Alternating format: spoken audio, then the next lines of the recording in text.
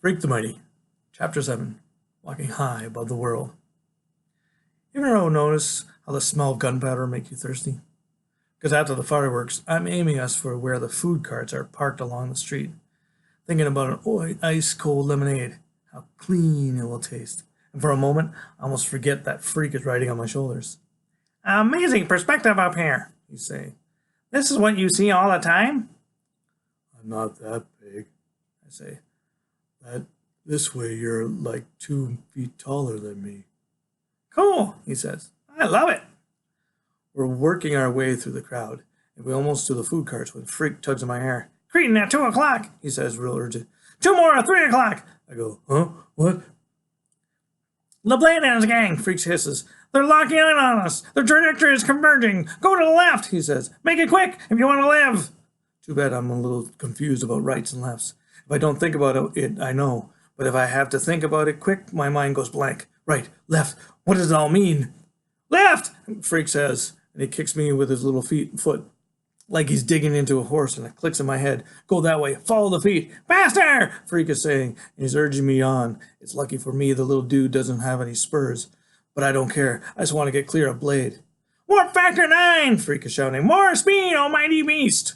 Now I'm running a full gallop, weaving through the crowd, and I don't even need to look back. All I have to do is follow the way Freak is kicking his feet, steering me. I'm pretty sure we're getting away until this punk comes out of nowhere. He's one of Blade's gang, and he's got this big, ugly grin. Over here, Tony! Got him cornered! What do? I say to Freak. He says, I'm thinking! I can hear Blade before I can see him. Hear his wicked laugh, so mean and dirty, it makes my stomach freeze up and my knees feel squishy. You, the Freak! You and that giant retard! I'll cut you down to size! Dyson slice, baby! Freak show time! And now I can see him. See that pointed white grin in his eyes, so dark and cruel, and he's swaggering through the crowd. He's got us surrounded with punks. Everywhere I turn, there's another mean face, trying to look as tough as Tony D. In a small voice, I say, tell me what to do. And Freak pats me on the shoulder and says, just give me a nanosecond to process the alternatives. Slice and dice! That's Blade. He's reaching into his back pocket. Make it quick, I hiss. And then Freak is kicking me my right shoulder. And I turn that way and he says, go! And I run right over his punk. He's so surprised he loses a bubble gum and tries to grab my leg, but I kick free and I'm running right and then left. Running blind and just letting Freak decide which way we should go. Because he must have a plan. A dude as smart as that. Which I'm right about. He does have a plan. Only the plan is to run out into the smelly mill pond and drown us both. Come on, he shouted. He's shouting up from above my head. Trust me, we'll be okay. Blade is shouting too, and I can hear his feet pitter-pattering behind me, catching up. Warp speed! Freak is shouting. And he's kicking with both feet now, which means go straight. Head for the H2O!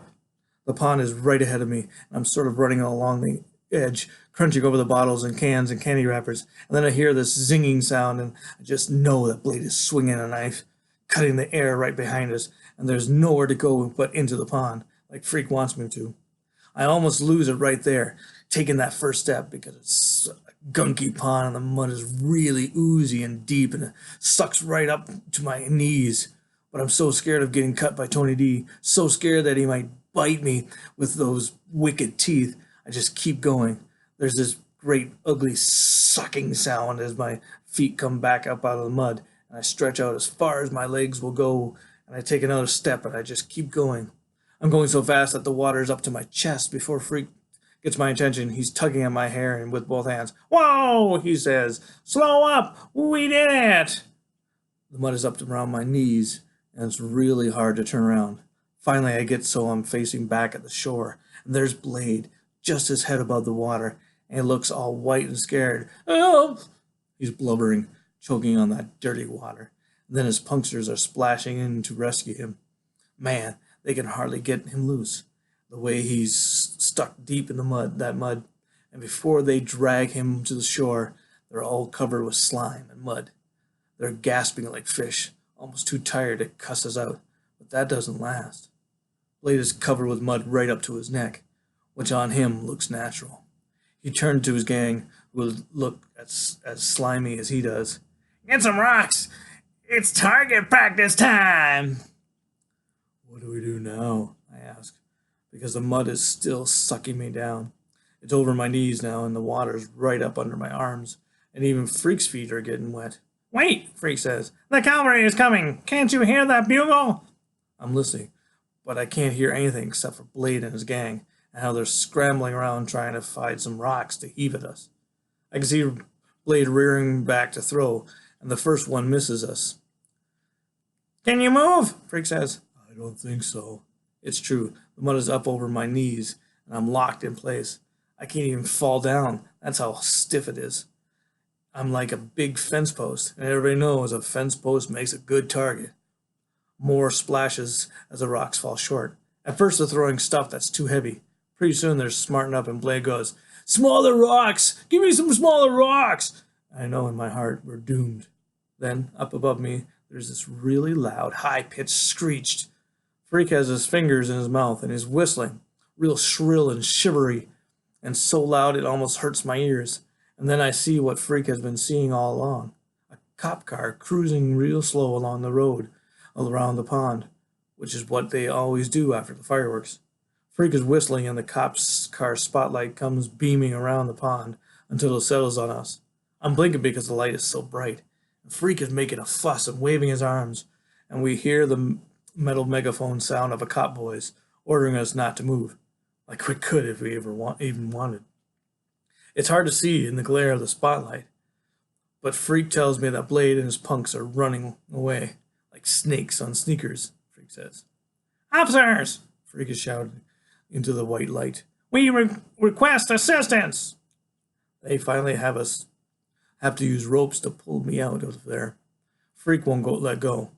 He stays right where he is on top of my shoulders, even when this cop in a boat tries to lift him off. And then we're up on the bank of the pond, and everybody's being real nice and giving us blankets and cokes and saying they know all about Tony D.